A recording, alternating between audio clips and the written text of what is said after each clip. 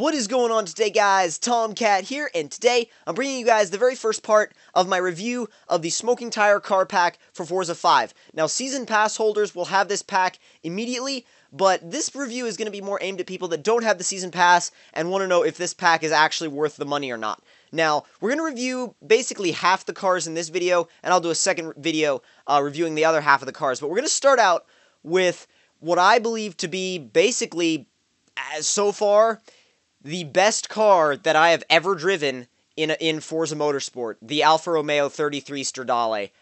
Absolutely gorgeous car. I mean, looking at it from every angle, this car looks amazing. Every single angle, this car is absolutely beautiful. And the best thing about it is that it drives just as good as it looks. And I'll go ahead and show you guys that right now. We're going to get this thing started. And not only does it drive as good as it looks, but it also sounds as good as it looks, as I'll let you guys hear in a second.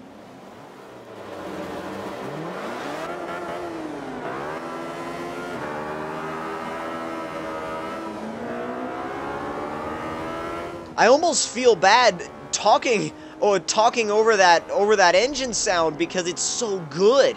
It screams all the way up to 9,000 RPMs. I mean, it's like 9,500 RPM red line, and you can get it up to near as makes no difference 10 if you push it. But it just sounds amazing, and the handling too. The handling is actually really interesting. The handling is really cool because it'll bring the tail around just a little bit, but not enough to where you're sliding as in you would be considered a drift. But it's just sliding ever so slightly. Dang AI, braking in front of me. There we go. Goodbye. Now we got the road to ourselves. I'll show you guys in this corner real quick. Down to third. As you can see, it hangs the tail end around just a little bit. Just a little bit. Not much, but just a little bit. Enough to where you can keep your speed, but also it gives you enough slip to where it's extremely fun. And I also love the details on this car. The interior, the steering wheel. I think the steering wheel is a really, really nice steering wheel. It's actually one of my favorite steering wheels that I've ever seen, actually. And also, besides the steering wheel, the actual steering of this car, the actual steering is really nice. It's light, but it's also very responsive steering. It doesn't feel disconnected in any way. It feels like you are totally in control of this car's steering. The turn-in is absolutely impeccable. There isn't a single car that I've ever driven that turns into corners like this one does.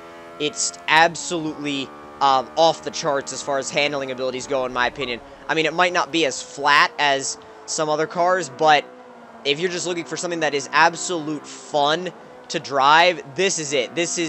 And the great thing about this is that it's fun to drive in a way that's also fast. It's not, I wouldn't say, like, some cars are fun to drive for different reasons. Like, for example, a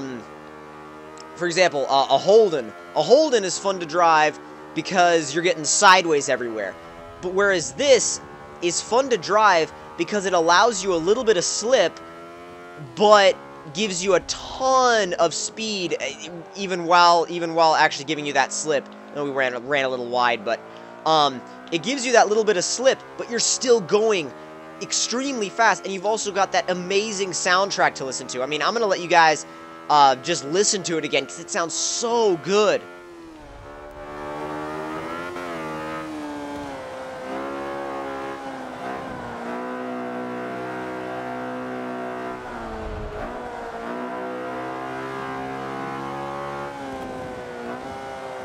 And it sounds amazing on downshifts, too. Like, when you downshift this thing, it's just absolutely perfect.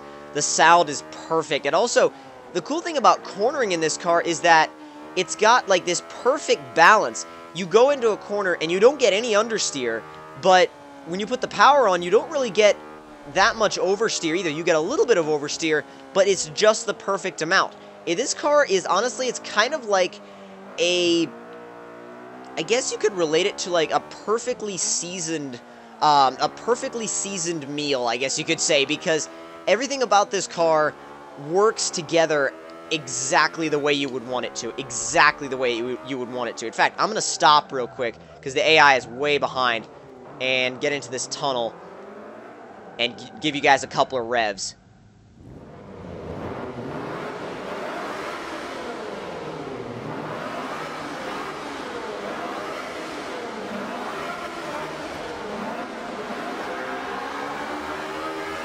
Spits flames even in stock form. I mean, it's an angry little car. I mean, it's small and it's light, but it's angry, and it wants to eat the competition alive. I am going to take this car online and just, I mean, if nothing else, just have an amazing time. I don't even care if when I'm driving this car. I don't care if I win or not. I have no care in the world about winning. Because this car just makes up for it in just sheer fun. It is that good. It really is that good. And as far as like ratings for individual cars, this car I give a 10 out of 10. Automatic 10 out of 10. This car from me. It's beautiful handling, beautiful to look at, beautiful sound, just absolutely just perfect for me. It really is perfect for me. There's really aren't any downsides, in my opinion, to this car, unless you plow very wide in a corner because you enter it way too fast.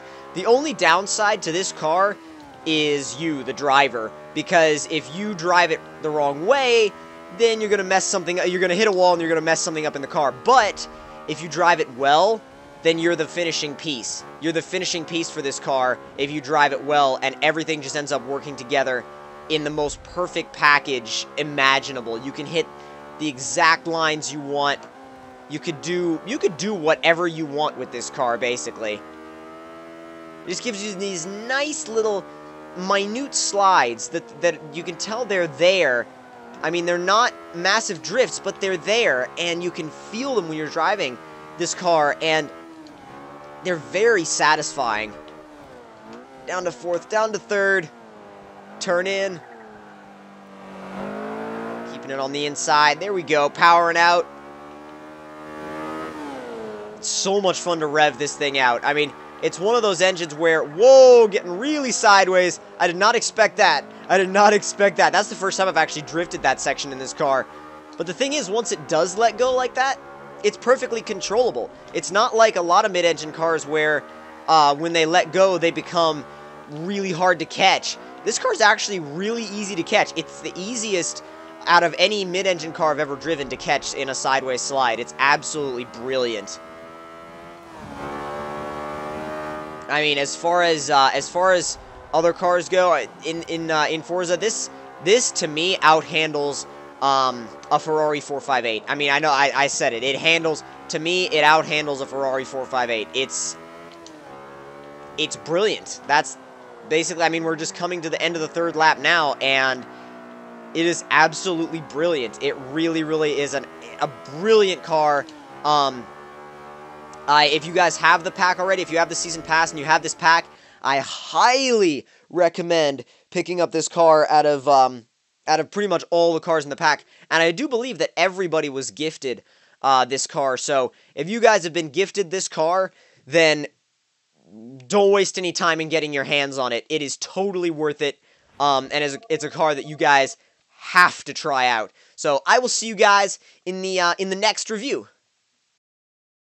All right, we're back, and the next review is going to be the Abarth Punto Super Sport. Now, the Punto Super Sport is kind of an interesting car. It doesn't get anywhere near as much attention as the 500 does, but then again, I feel like it's a car that I've always wanted to try out and have never had the opportunity because, like I said, the 500 kind of gets all the attention.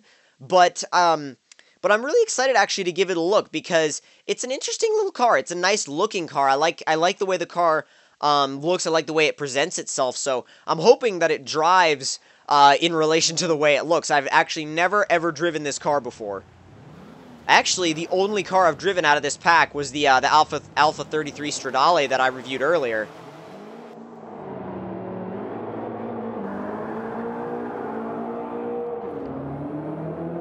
Come on, then. Into third. Nice little sound. Fox body in front of me. That Fox body's going down. Nice, absolutely awesome grip in the corner. I mean, that's full throttle right there. I didn't get any understeer, torque steer, nothing. It just gripped and went.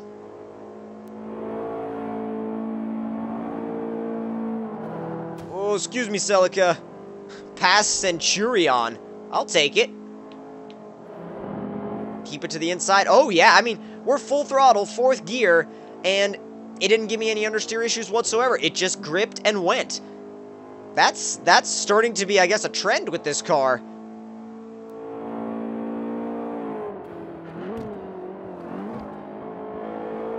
It's a quick little car, too. It's very sticky. That's another impression that I'm getting from this car, is that it's very sticky. But that's a good thing. It's very sticky in these corners. Pulls itself out very nicely on power. It'll let the back end slide a little bit, too, if you want it to. I'll try and demonstrate that in the next corner. And let's see if we can give it a little bit of a flick. And just pulls itself right back around. I mean, yeah, we didn't get the drift points for that, but, I mean, it's a front drive car, so not really worried about drift points. Let's see if we can do it again. Kicks the back end around just fine. You just, like, basically all you gotta do is flick and just pull the front end back around. It's very easy. It recovers from slides very, very well. No drama whatsoever. And as long as you keep it up in the high revs, you'll definitely, you get all the power you want from it. Now, I don't know how it would be upgraded, but I feel like if I was going to upgrade a front drive car for online racing, online circuit racing, this would be the one to go with. This would be the one I would definitely use, because, I mean, we're on full power right now. Full power, 4th gear, full power, and it's just going. No understeer, no torque steer, nothing. In fact, I'm going to do a torque steer test. Full throttle. Hands off, like, well, no steering whatsoever. No torque steer. Didn't go anywhere. And again, full power through this corner. You can go through these corners on full power, and it doesn't give you any fuss about it whatsoever. Let's actually drive from the exterior view a little bit and show you some of the looks of the car, because it's actually not a bad looking car. I mean, the rear, some might argue that it's not that great, but the front is actually a really nice front end. I like the way it looks. Oh, geez. But yeah, the rear actually kind of reminds me of the first generation Ford Focus more than anything else, which it could be a good thing or a bad thing depending on your opinions of the first generation Ford Focus. But actually, I actually liked at least the performance versions of the first generation Focus, like the Focus RS 500. Loved that car, and to be honest, this actually reminds me a bit of the Focus RS 500 in a few ways, just because of the fact that it grips quite well. It has the power. It works. It just works. Everything about this car is very well sorted. That's what I'm finding in it, is that the power is well sorted and well balanced. The handling is well sorted and well balanced. Everything just feels like it was really well screwed together with this car. Let's see if we can flick it again. And you can do front drive drifts. You really can do for these front drive drifts. If you flick the car around, oh, I didn't really do it right that time. Let me see if I can do it in the next corner.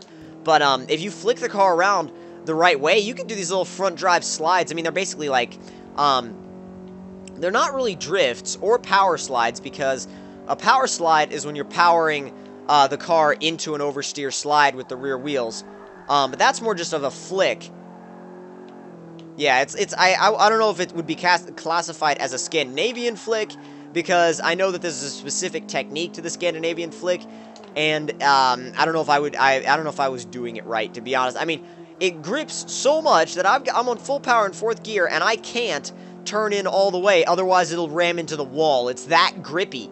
It's that grippy, and it doesn't have any understeer issues. I mean, this is one front drive car that I honestly wouldn't mind racing. I honestly wouldn't mind racing this car, because it's a very, very nice little car to drive. It's quite fun. It doesn't give you any fuss about about understeer or torque steer.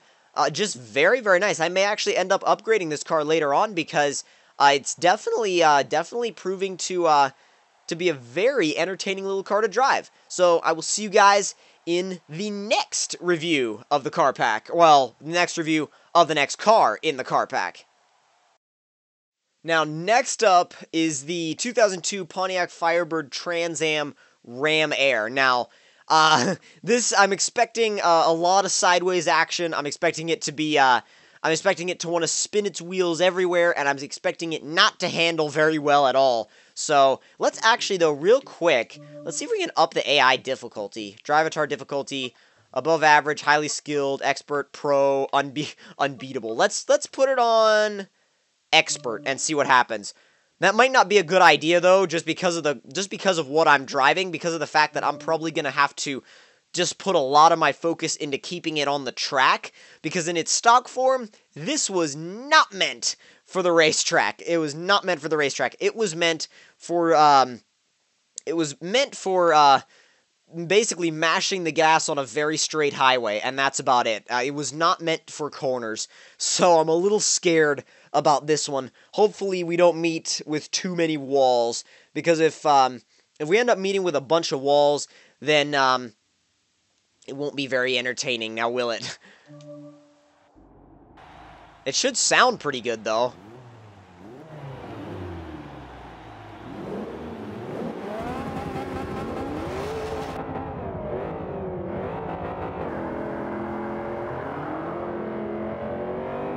Definitely doesn't sound too bad. I hate this interior, though. I absolutely despise this interior. It's so ugly. I hate that steering wheel. It's so ugly. Oh, the brakes. Oh, the brakes. Oh. Very slushy. The brakes are extremely slushy, as there's nothing else you could say about them. Although it does power over. I mean, I kind of knew it was going to do that in the first place, but if anybody doubted that it would do that, it's got no problem giving itself some power oversteer. Absolutely no trouble at all. Let's go chase these guys down. It sounds pretty decent as well, but the interior is very ugly. The steering wheel is god-awful and hideous, and the exterior, honestly, isn't really my cup of tea either. It's not, to me, it's not a very good looking car. It just kind of looks like they threw it together. I don't know, it kind of looks like, I'm trying to think of an analogy here that would fit this thing. Maybe, like, for example, if a designer thought of what maybe a futuristic muscle car would look like, and then vomited all over his design sheets, that's probably what the best thing I can relate the way this car looks to. It's far from a good-looking car, in my opinion. I mean, I know there will be some people that will be completely disagreeing with me on that, but I just really do not like the way these cars look. They just no. No.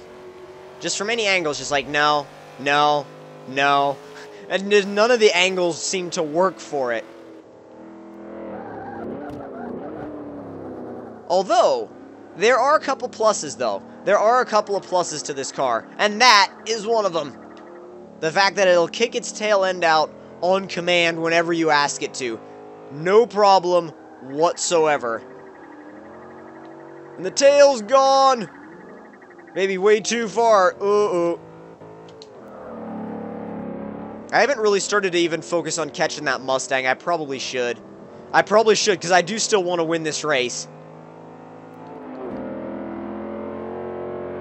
Come on, come on, come on. Give me some power, give me some power. Wake up. Wake up. That's the thing with this car. It just, everything about it feels very sloshy. The steering feels sloshy. The brakes feel sloshy. The motor is kind of lazy. I mean, it makes a good noise, but it just feels like a lazy motor. The power delivery feels very laid back and lazy. It just, I don't know, it just doesn't feel like a very immediate car at all to me.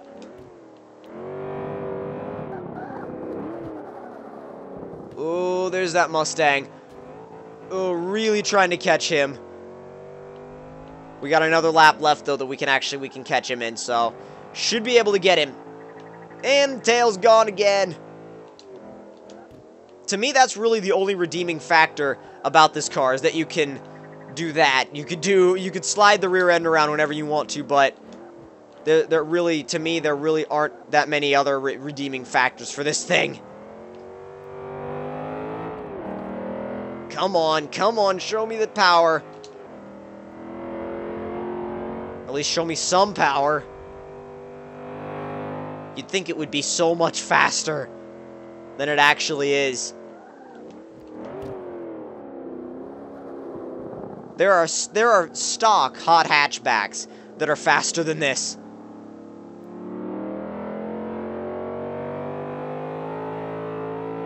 Oh, braking. Come on. There you go. This time period, at least in my opinion, the time period when this was released and when the Mustang in front of me was released was kind of a, kind of just like a really bad time period for the American muscle car. Thankfully, they found their way again soon after, but this particular time period for the American muscle car was just a really bad, time for them, in my opinion. I mean, they were very low quality. They weren't very fast. Well, from the factory, they weren't very fast. I mean, I'm not speaking for the tuned versions, but they weren't very fast, and they didn't look very good. They had kind of lost their way, pretty much. But like I said, though, thankfully, Ford, Chevy, and Dodge, shortly after this time period, they found their muscle car style again and brought some amazing cars back to the table, like the new Mustangs, the new Camaros, the new Chargers, new Challengers. So thankfully we have some nice modern muscle cars now, but this era, no sir. Come on, finish line's right there, you could do it. I know you're about to overheat, but you could do it. And across the line. Whew, yeah. Definitely not the best car in the pack. Not the best car in the pack. It can be entertaining in a, I guess you could say, in a fun sort of, just kind of, I don't even know. I'm trying to explain how this car could be entertaining. And it's kind of entertaining, but I don't know. I'm still struggling to figure out a way to recommend this particular car, because it just didn't really work for me. But those are all the cars we are going to be reviewing in the first part of the Smoking Tire Car Pack total review. In the next episode, we'll be reviewing as many more of as many of the other cars as we can. I hope you guys enjoyed these reviews. Hope you guys enjoyed the video, and if you did, don't forget to leave me a like. Tell me in the comment section below what you guys thought of it, and if you're new to my channel, don't forget to subscribe for more, and I will see you guys in the next one. Talk to you guys later.